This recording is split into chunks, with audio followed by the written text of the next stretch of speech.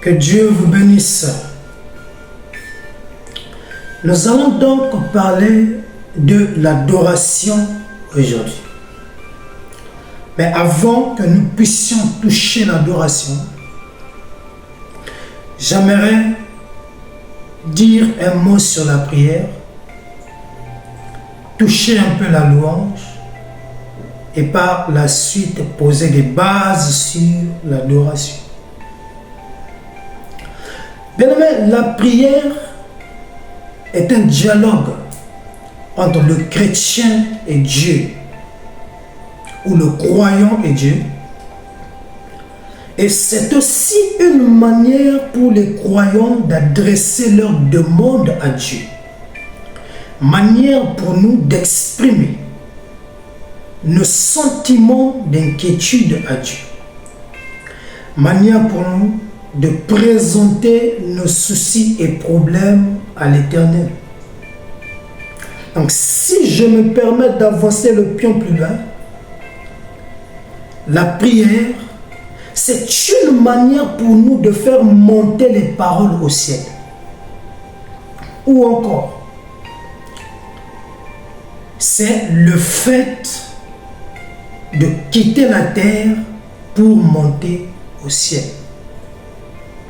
Donc c'est un transfert qui s'effectue de la terre au ciel. C'est-à-dire que l'homme quitte la terre, il monte au ciel. Mais dans quel but? Écoute, Dieu est sur son trône et sur sa main, il a la solution à tous mes problèmes. Et au moyen de la prière, ou par le canal de la prière, l'homme quitte la terre, ou les paroles de l'homme quittent la terre, montent au ciel, dans le but de venir prendre la solution ou les solutions à nos problèmes. Et par la suite, les solutions descendent, ou l'homme descend, et par la suite, le problème, il est résolu. Le problème trouve la solution, donc satisfaction totale. Donc, on monte, on prend la solution, et le problème, il est fini. Ça, c'est la première phase qu'on appelle la prière. La deuxième phase, c'est une phase qui vient après que le problème ait trouvé solution. Et dans cette phase, nous sommes appelés à reconnaître les bienfaits de l'Éternel. C'est une phase de reconnaissance, de gratitude ou de témoignage. C'est une phase où l'homme reconnaît les bienfaits et les hauts faits de l'Éternel. Reconnaître ce que Dieu a fait. Reconnaître tout ce qu'il a fait dans notre vie. Et cette reconnaissance, c'est ça qu'on appelle la louange. Reconnaître les bienfaits de l'Éternel. Reconnaître les hauts faits de l'Éternel. Donc la louange vient pour témoigner, pour exprimer la gratitude ou la reconnaissance vis-à-vis de l'Éternel par rapport à ce qu'il a fait. Et ensuite, la troisième phase, c'est la phase d'adoration, ce qui fera l'objet de notre enseignement. L'adoration est en quelque sorte l'effet inverse de la prière. Je m'explique. Pendant la prière, c'est l'homme qui quitte la terre pour monter au ciel. Mais par contre, l'adoration, c'est l'inverse. C'est Dieu maintenant qui quitte le trône, qui quitte le ciel pour descendre sur terre dans le but de croiser l'adorateur. Pendant la prière, Dieu est sur son trône. Ce sont mes paroles à moi qui montent, ou c'est moi qui monte vers Dieu. Mais pendant la phase d'adoration, si je suis en attitude d'adoration, mon adoration monte dans le but d'amener Dieu à quitter le ciel pour descendre sur la terre. Et chaque descente de Dieu s'accompagne toujours d'un événement, d'un miracle ou de quelque chose qui surpasse l'entendement. Et pour mieux expliquer cela, je prends directement l'exemple des 3 compagnons de Daniel, Shadrach, Meshach, Abednego, qui avaient refusé d'adorer la statue du roi, et tout en sachant que celui-là qui allait refuser d'adorer, la punition était que cette personne allait être jetée dans la fournaise ardente.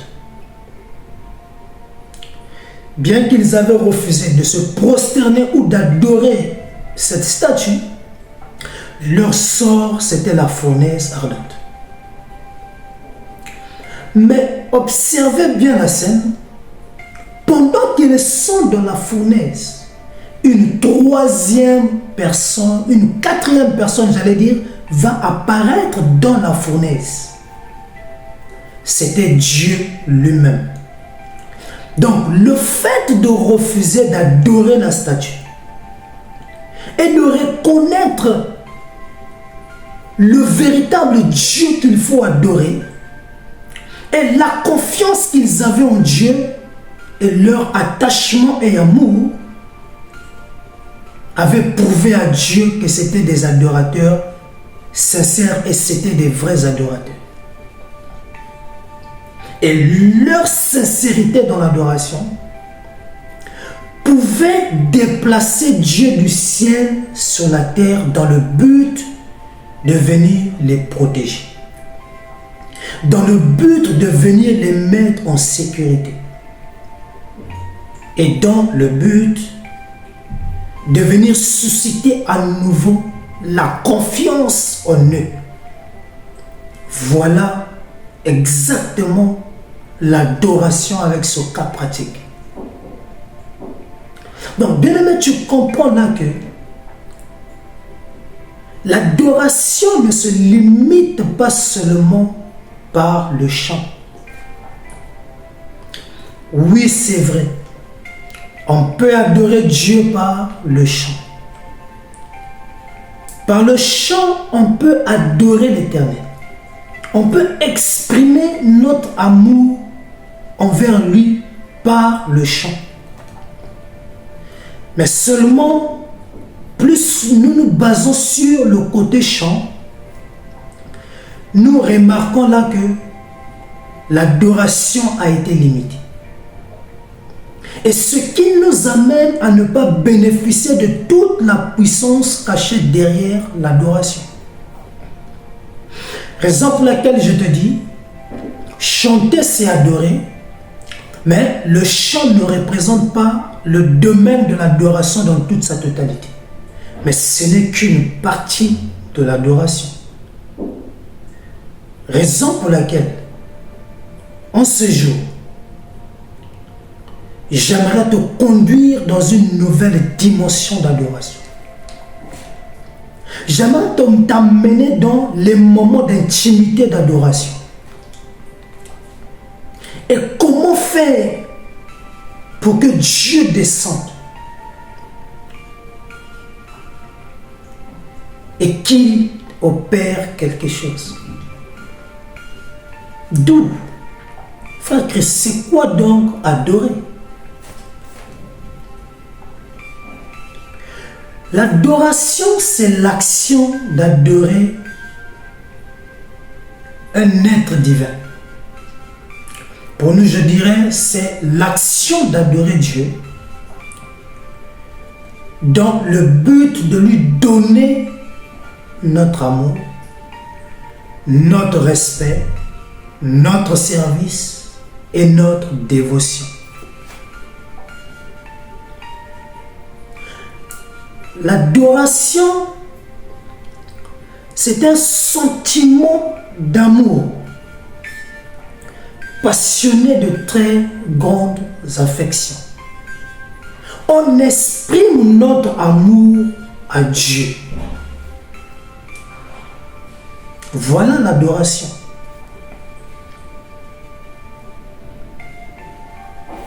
Mais attache ta ceinture. Je vais avancer le pion plus loin. L'adoration,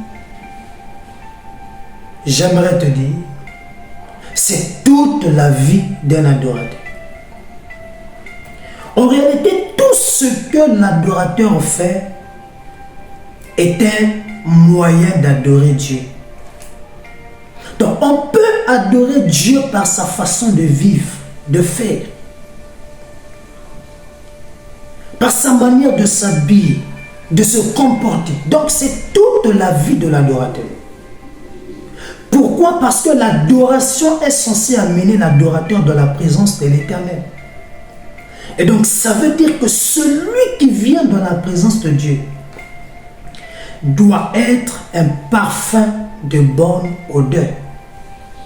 Donc, ça veut dire que si tu n'as pas une vie de conformité à la parole, tu n'as pas là un parfum de bonne odeur.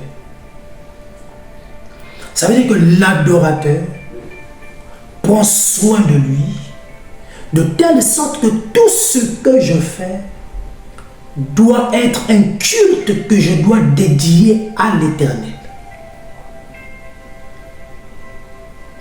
Voilà, bien-aimé. Mais attache ta ceinture.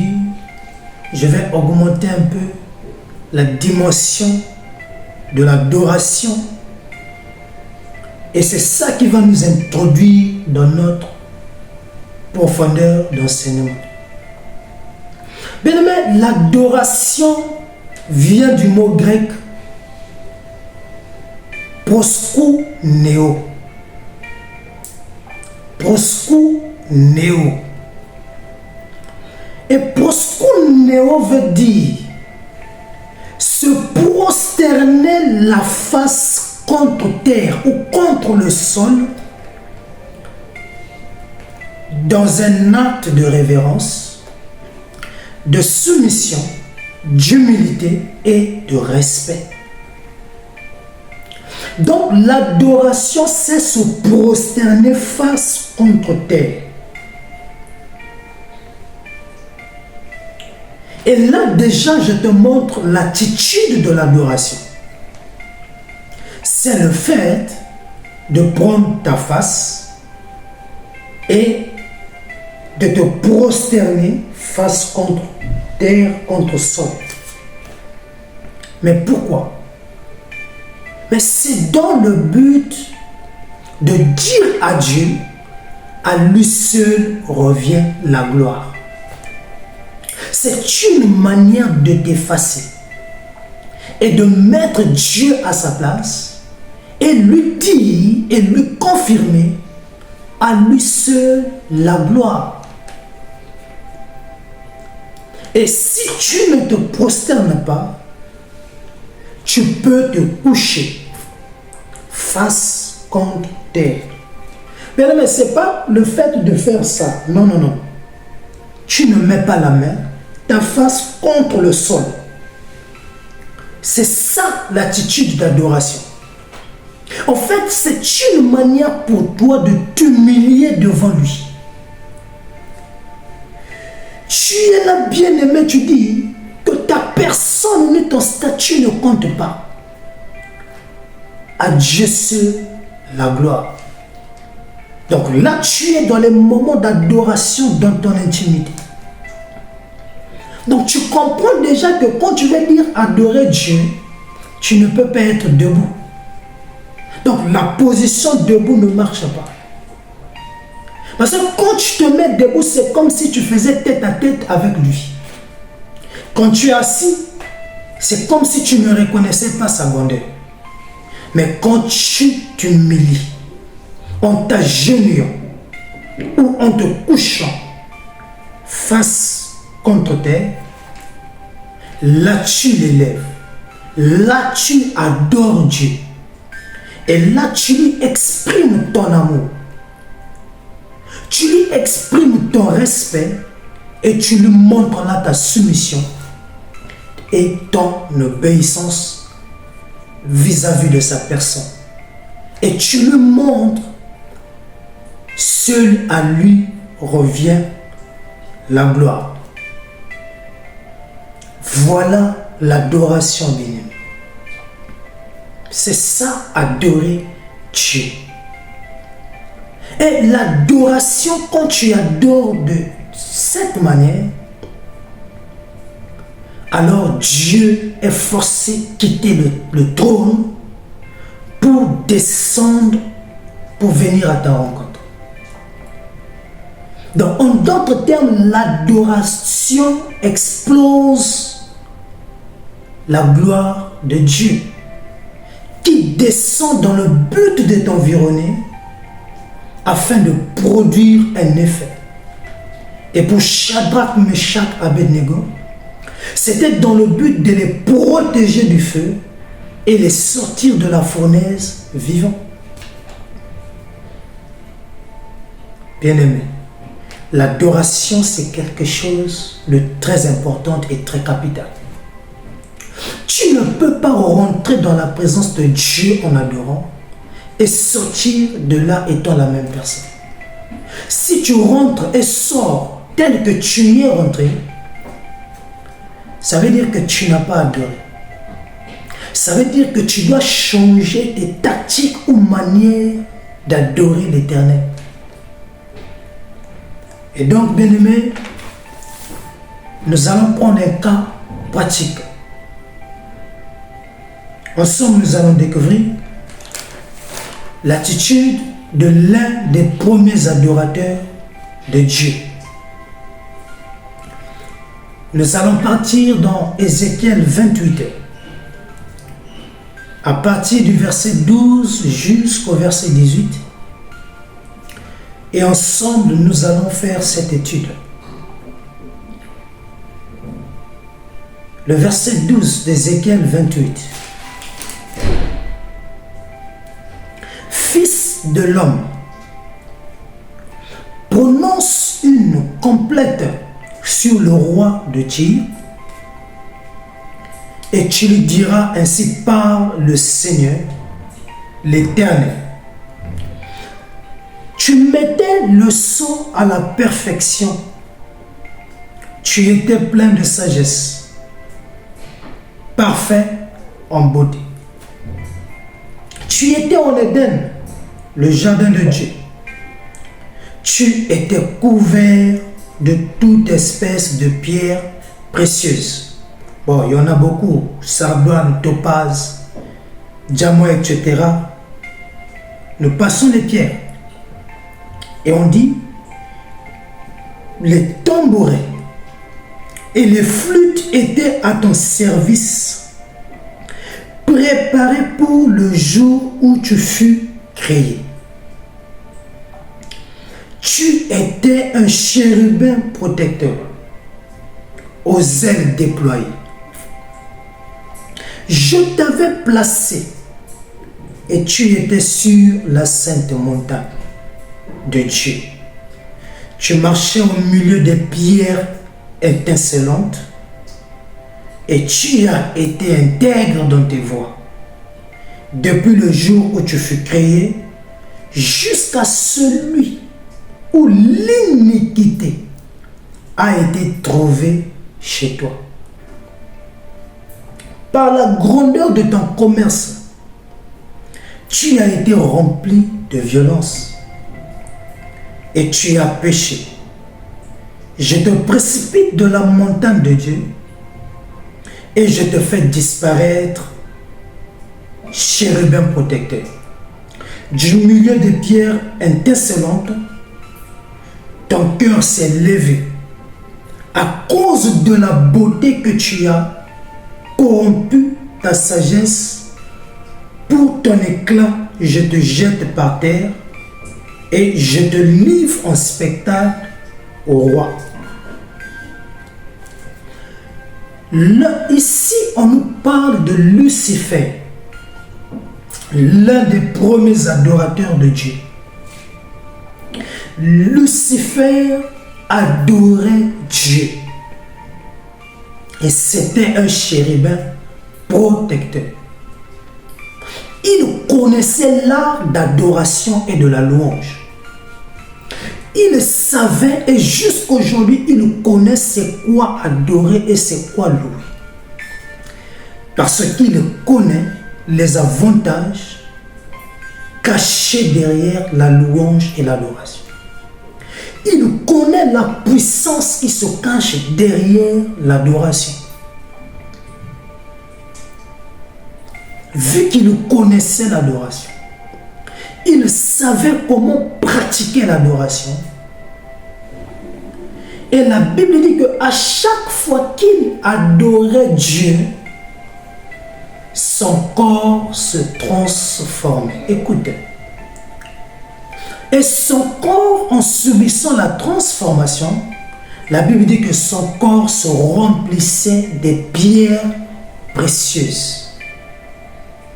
Donc et ensuite on dit que son corps brillait. Son corps présentait des éclats. Et lui, on l'appelait ange de lumière. Pourquoi, bien-aimé?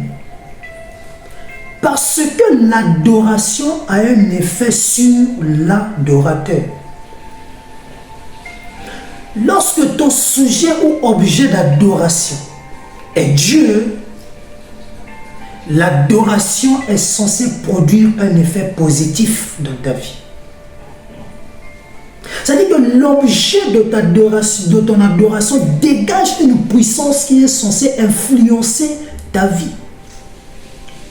Et tellement que lui, il adorait Dieu, alors l'adoration envers Dieu produisait une transformation positive qui lui transmettait l'éclat et la lumière de l'Éternel.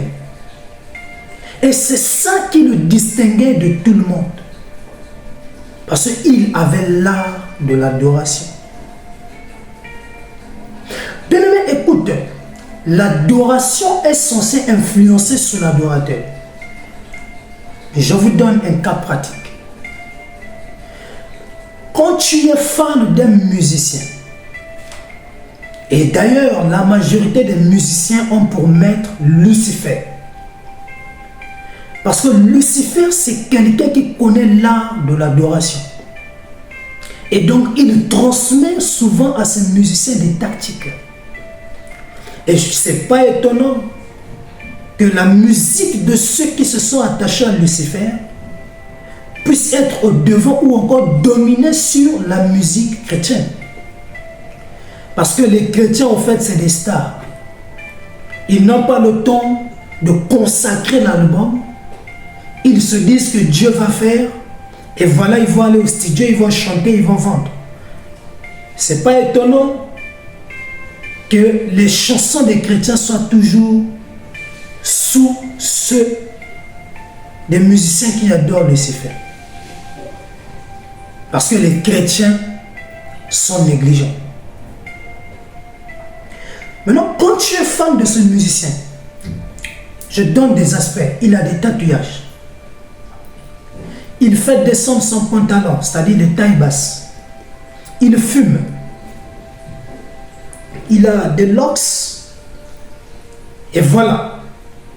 Bien-aimé, voilà quelqu'un qui ne fume pas, qui ne boit pas, qui ne fait pas des tailles basses et qui n'a pas de locks.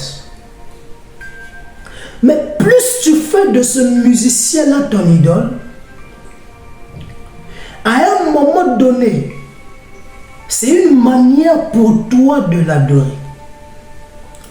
Mais vu que lui, il est animé d'une puissance négative, Cela montre qu'à chaque fois que tu écoutes sa musique, que tu l'apprécies, que tu lui exprimes ton amour, à un moment donné, cette adoration aura d'impact ou d'effet sur ta vie. Et là, vous allez remarquer le frère qui ne fumait pas va se mettre à fumer parce que son idole fume.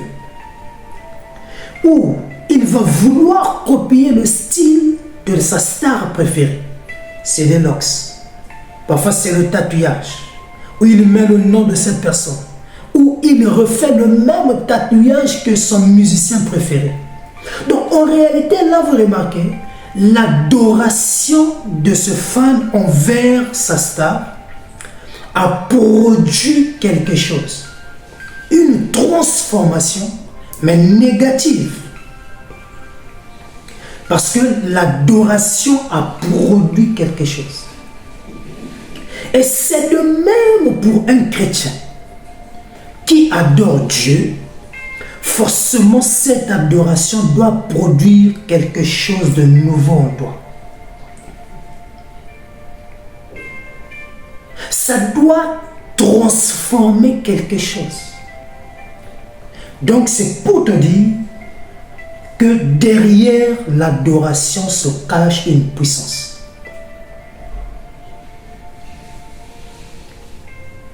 Et vous allez remarquer en Afrique, il y a de ceux qui adorent les fétiches.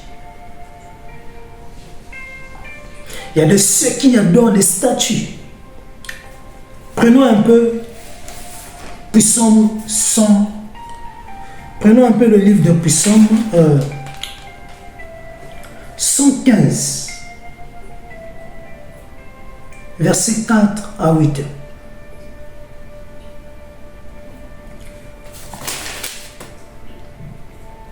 Psaume 115, verset 4 à 8. Le verset 4. Leurs idoles sont de l'argent et de l'or. Elles sont l'ouvrage de la main des hommes. Elles ont une bouche et ne parlent point. Elles ont des yeux, ne voient point. Elles ont des oreilles et n'entendent point. Elles ont un nez et ne sentent point.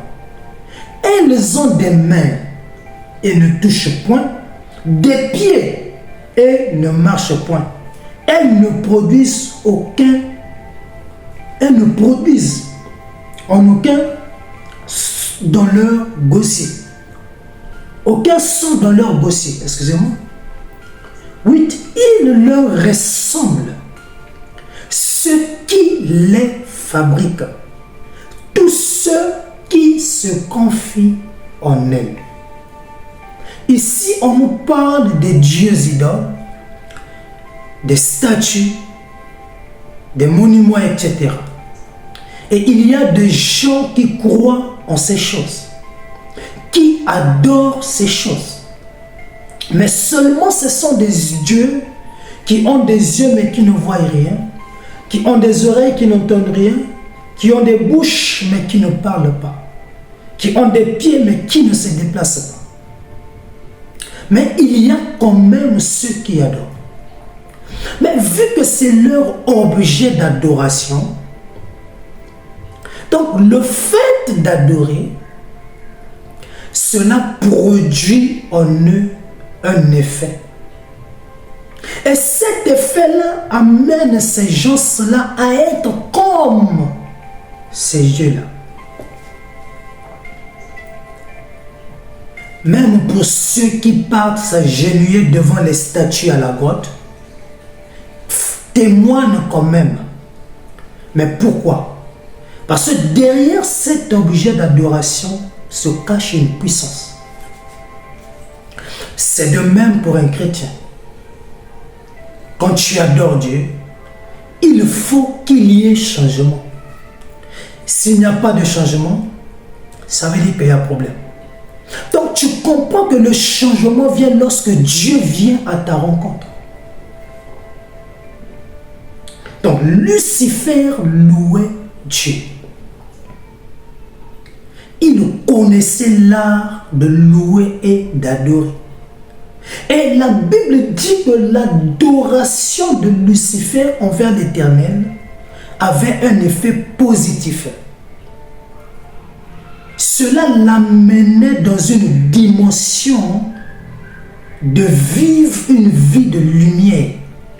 Son corps se remplissait de plus en plus de pierres précieuses. Parce que Dieu lui-même aussi a des pierres précieuses. Et donc l'adoration de Lucifer l'amenait à ressembler à l'objet de son adoration. Donc il devenait comme Dieu. Donc plus tu adores Dieu, Dieu doit t'amener à ressembler à son image. Mais malheureusement pour lui, le fait qu'il a constaté que dans cette adoration, il devenait de plus en plus comme Dieu, alors lui maintenant, il a convoité le trône de l'Éternel. Et c'est là que l'iniquité va prendre possession de son corps et il va donc se détourner de la véritable adoration. Et c'est ça qui amena Dieu à le punir et à le précipiter sur la terre. Or, on a dit que l'adoration, c'est se prosterner dans le but de lui témoigner notre respect, notre amour et notre soumission. Une manière de lui dire, à lui seul revient la gloire. Donc la gloire de Dieu, elle ne se partage pas. Elle est à Dieu, elle restera à Dieu. Mais Lucifer a convoité la gloire de l'Éternel et a voulu remplacer Dieu afin que cette gloire-là lui revienne. Oh non! L'adoration est censée nous rappeler qui nous sommes. Et l'adoration est censée nous ramener à notre position et élever toujours Dieu dans toute sa dimension. Et c'est la raison pour laquelle on se prosterne, c'est une manière pour nous de nous effacer dans le but de lui dire, lui seul est grand, nous sommes petits, nous nous rabaissons, nous ne sommes absolument rien. Voilà la dimension de l'adoration. Attache ta ceinture. Deuxième cas, c'est le cas de Moïse. Nous allons étudier, bien aimé. Nous allons voir ce que l'adoration produit. Et qu'est-ce que l'adoration avec Moïse? Et là, nous partons dans le livre d'Exode 34. Nous allons rester là. Nous allons d'abord prendre les 4 premiers versets. Verset 1. L'Éternel dit à Moïse, taille 2 tables de pierre comme les premières, et j'y écrirai les paroles qui étaient sur les premières tables que tu avais posées. 2. Sois près des bonnes heures, et tu monteras dès le matin sur la montagne de Sinaï. Tu te tiendras là devant moi sur le sommet de la montagne. Que personne ne monte avec toi, et que personne ne paraisse sur toute la montagne, et même que ni brebis ni bœuf ne pèsent point près de cette montagne. Moïse tailla 2 tables de pierre comme les premières. Il se leva de bon matin et monta sur la montagne de Sinaï selon l'ordre que l'Éternel lui avait donné. Il prit dans sa main les 2 tables de pierre. Là, Moïse va dans la présence de l'Éternel.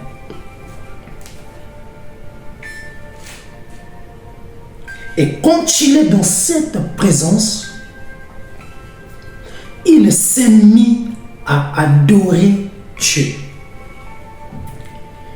L'Éternel, roi des armées, miséricordieux, rempli de compassion. Là, c'est la formule d'adoration. Riche en bonté et en fidélité. Là, ce sont les paroles prononcées par Moïse pour adorer Dieu.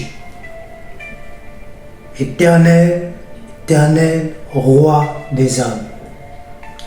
Toi qui es miséricordieux, compatissant, lent à la colère, riche en bonté et en fidélité. Bien-aimé, au moment qu'il est en train d'adorer Dieu, en prononçant ces mots que je viens de citer, la Bible dit au verset 5 que Dieu ou l'Éternel descendu dans une nuée. Donc tu comprends que l'adoration fait descendre Dieu. Mais quand Dieu descend dans une nuée, c'était là auprès de lui, c'est-à-dire auprès de Moïse, et proclamant le nom de l'Éternel, le verset 8 nous dit: aussitôt Moïse s'inclina à terre et se prosterna. Mais pourquoi Moïse se prosterne? Parce qu'il sait qu'il doit s'effacer afin de donner à Dieu sa place, une manière pour lui d'exprimer son amour, sa soumission, son respect et son humilité vis-à-vis de Dieu. Il se prosterna face contre terre. Il s'effaça et pouvait dire à Dieu: à toi seul la gloire. Quand tu adores comment? Mais deux fois, quand on adore, on n'a pas besoin de parler. On n'a pas besoin de parler ou de beaucoup parler. Rien que déjà la position là qui te permet de te prosterner ne te permet pas de tenir un long discours. Moïse, éternel des âmes, miséricordieux, compatissant, lent à la colère, riche en bonté et en fidélité, cela suffisait pour adorer Dieu. Cela avait suffi pour amener Dieu en scène. Donc bien aimé, ça ne sert pas de multiplier beaucoup de pardons. Il y a des moments où tu es dans ta chambre. Tu ne chantes pas. Tu ne parles pas. Mais tu te prosternes simplement. Face contre terre. Bien aimé, et au fond de toi, au-dedans de toi, tu commences à l'adorer, à reconnaître ce qu'il est. Et là, tu fermes tes yeux physiques et Dieu te conduira dans une dimension spirituelle. Donc, bien aimé, ça dit que je me sens déjà dans les dimensions où Élie sur le mont Carmel pouvait se prosterner. Bien aimé, la Bible dit face entre les genoux et face contre terre. Il pouvait voir la pluie qui venait. Mais quelqu'un qui est prosterné face contre terre, il voyait la pluie comment? C'est une manière de te dire que dans l'attitude d'adoration, quand tu es connecté à Dieu, yeux fermés, mais Dieu t'ouvre les yeux spirituels. Et là, tu peux voir des choses dans une autre dimension. Là, il est merveilleux. Moïse se prosterne. Donc, bien aimé, quand tu vas dans la présence de Dieu, surtout quand tu es dans les moments d'intimité à seul, non, ne te lève pas. agenouille-toi, face contre terre. Couche-toi, face contre terre. Tu es là pendant des heures. Tu es là dans cette attitude, sans que tu ne dises un mot. Dieu descendra.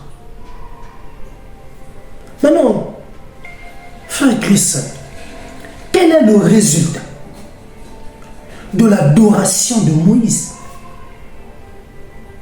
Qu'est-ce que cette adoration de Moïse avait donné comme résultat?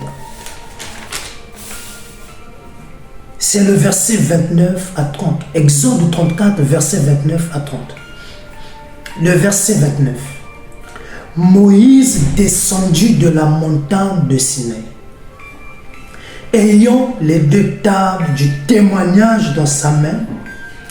En descendant de la montagne, il ne savait pas que la peau de son visage rayonnait, parce qu'il avait parlé avec l'Éternel. Ici, la Bible dit, au sortir de l'adoration, le corps de Moïse avait subi une transformation. Et la Bible souligne que même lui-même, il ne savait pas que son corps entier rayonnait.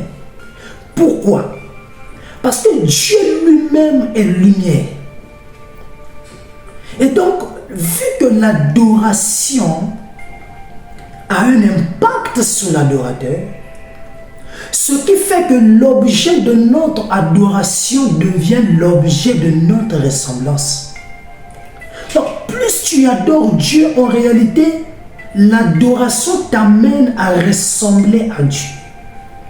Vu que lui-même, c'est un soleil, lui-même, c'est une lumière, lui-même, il est rempli de pierres précieuses, ça veut dire que à chaque fois Moïse est rentré dans l'adoration, il avait bénéficié là de l'image de Dieu, ce qui amena son corps à rayonner.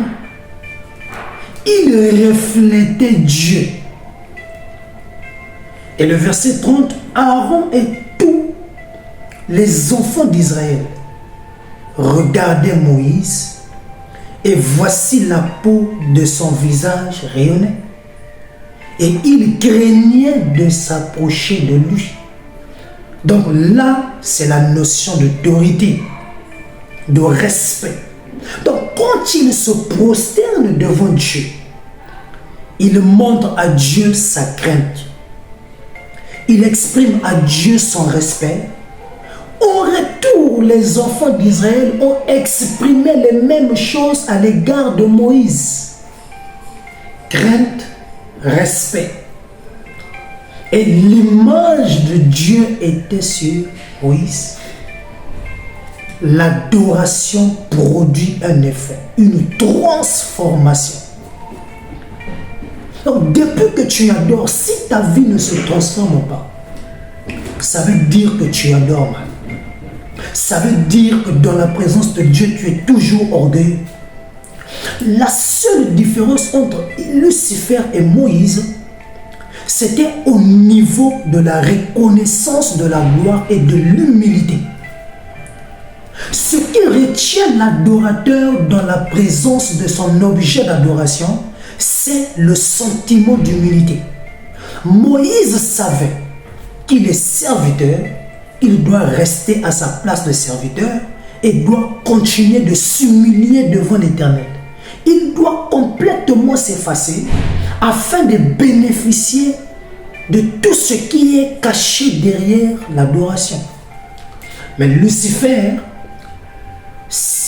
a éloigné l'humilité et l'obéissance, et lui, il a mis l'orgueil et il a voulu prendre et convoiter la place de Dieu. Donc il a voulu prendre la place de Dieu afin que lui, en retour, qu'il devienne sujet d'adoration. Mais vu qu'il a été précipité sur la terre, il ne pouvait prendre le titre de propriété auprès d'Adam de ce monde, il est devenu celui qui gouverne. Et donc, il a mis en place tout un système qui amène les hommes à l'adorer. Et l'adoration des hommes envers Lucifer produit également des effets. Pour terminer, bien aimé, donc l'adoration est censée produire un résultat. Donc, toute adoration qui ne produit pas un résultat n'est pas adoration. Et il y a de ceux qui adorent Dieu ou ceux qui expriment leur respect, leur amour envers Dieu par le canal du chant, ce qui n'est pas mauvais. Mais seulement pour bénéficier de cela, il faut avoir les moments de consécration. C'est très important. Donc, ne limitons pas seulement aussi l'adoration sur le chant, mais ici tu comprends que l'adoration c'est tout un domaine. Nous allons dans le livre de 2 Corinthiens 3, verset 16 à 18. 2 Corinthiens 3, 16 à 18. Que nous enseigne la parole, verset 16. Mais lorsque les cœurs se convertissent au Seigneur, le voile est ôté. Ce qui t'empêchait de mieux voir est ôté. Or, le Seigneur, c'est l'Esprit. Et là où est l'Esprit du Seigneur, là est la liberté. 18. Nous tous qui, le visage découvert, c'est-à-dire que non, nous tous qui n'avons plus de voile, qui n'avons plus de masque, contemplons comme dans un miroir la gloire du Seigneur. Nous, écoutez, nous sommes transformés en la même image de gloire en gloire par l'Esprit. C'est une manière de dire quand Dieu est l'objet de ton adoration. Ça veut dire qu'à force de l'adorer, tu dois ressembler à Dieu. Tu dois avoir le critère de Dieu. Et du fait que nous avons cru en Christ, nous avons donné nos vies à Christ, Christ est l'objet de notre adoration. Et du fait qu'il a vécu sur terre, il nous avait montré également des lignes directrices ou à suivre concernant la marche sur terre. Et vu dans sa dimension de Dieu, il nous montre jusqu'aujourd'hui par le Saint-Esprit la conduite.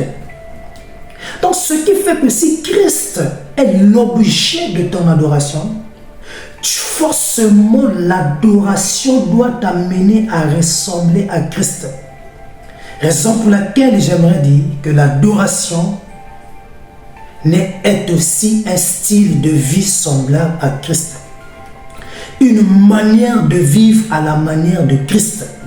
C'est-à-dire que tout ce que tu fais doit être à l'image de Jésus. Tu dois marcher comme lui, parler comme lui, faire comme lui, prêcher comme lui, enseigner comme lui. Bien aimé, tout ce que tu fais à l'image de Christ. Et la vie de Christ est censée impacter ta vie de telle sorte que ceux qui te voient doivent remarquer sur toi l'image de Christ. Tu dois ressembler à Jésus. Tu dois refléter l'image de Jésus. C'est-à-dire que ceux qui te regardent doivent reconnaître le caractère de Christ en toi. C'est-à-dire que l'objet de ton adoration doit influencer sur ta vie. L'objet de ton adoration doit être l'objet d'influence de ta vie. Est-ce que vous comprenez? L'image de Christ en toi, c'est ça, bien-aimé, que nous voulons. Mais depuis que tu adores, pourquoi il n'y a pas de changement? Revois les tactiques d'adoration. Revois les tactiques de louange, d'adorer. On doit contempler sa gloire sur un miroir. Ça veut dire que quand tu viens, quand tu te mires, en réalité, tu te vois. Donc Christ devient un miroir. Et donc en réalité, il fait l'objet de ton adoration. Ça veut dire que non, l'adoration doit t'amener à ressembler à sa personne. On doit voir Christ en toi. Et là, Galate peut dire, ce n'est plus moi qui vis, mais c'est Christ qui vit en moi. Et la présence de Christ est censée influencer ta vie. Le Saint-Esprit vient en toi, il s'assoit et tu deviens un adorateur qui va adorer le Père en vérité et en esprit. Parce que là, tu as Christ, tu as le Saint-Esprit en toi. Et le Saint-Esprit va te rappeler qu'il n'est pas orgueilleux, il est humble, simple. Et donc cette simplicité, c'est ça qui va t'amener à maintenir ta position d'adorateur. Toujours t'humilier, te prosterner face contre terre. Tu t'effaces, tu t'oublies. Et tu dis, Seigneur, à toi la gloire, à toi l'honneur, je m'efface. Tu es le seul vrai Dieu, fidèle et véritable. Tu es l'objet de mon adoration. Je te présente là ma vie. Prends-moi comme un sacrifice agréable. Je te présente mes respects, je me soumets à toi. Je suis prêt à faire tout ce que tu me diras de faire. Saint, Saint l'Éternel, Dieu des armées, Dieu miséricordieux, Dieu riche en compassion, un Dieu lent à la colère, riche en bonté et en fidélité. Tactique d'adoration. Tu lui exprimes là ton cœur. Que Dieu vous bénisse. Bien-aimés, nous avons juste introduit aujourd'hui. Et prochainement, nous allons voir un cas pratique. Nous allons voir un cas pratique. Que Dieu vous bénisse. Père, merci pour ces moments de partage. Que ce message touche un cœur, change quelqu'un, transforme quelqu'un. Comme ta descente pouvait toucher Ésaïe et transformer sa vie, précisément, en changeant ses lèvres qui étaient impures afin que ses lèvres deviennent pures. Qu'un changement s'opère dans nos vies. Et merci pour cette dimension d'adoration que tu nous as enseignée, Père. Que tous ceux qui vont tomber dans ce message, sur ce message, soient touchés ou un par le Saint-Esprit et qu'un changement s'opère au nom du Seigneur Jésus-Christ. Amen. Que Dieu vous bénisse.